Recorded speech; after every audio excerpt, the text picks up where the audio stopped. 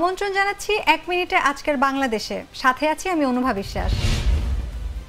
রোববার দেশের সব শিক্ষা প্রতিষ্ঠান খোলা।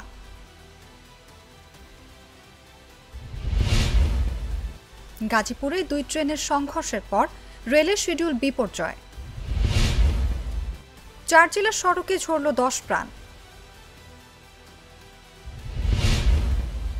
পেঁয়াজ রপ্তানিতে নিষেধাজ্ঞা প্রত্যাহার করল ভারত।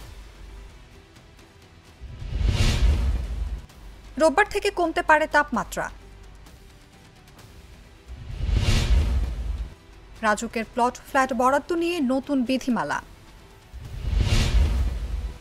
তীব্র দাবদাহে মরছে মাছ, দিশেহারা চাষিরা। মিল্টন সমাদ্দারের স্ত্রীকে ডিবিতে ডাকা হয়েছে। রেলের ভাড়া বাড়ানো অযৌক্তিক বলেছেন জিএম কাদের। শিক্ষকের মর্যাদা বেতন বাড়ানো নিয়ে কাজ চলছে জানিয়েছে শিক্ষামন্ত্রী। এখানেই শেষ করছি 1 মিনিটে আজকের বাংলাদেশ। এতক্ষণ সাথে থাকার জন্য ধন্যবাদ।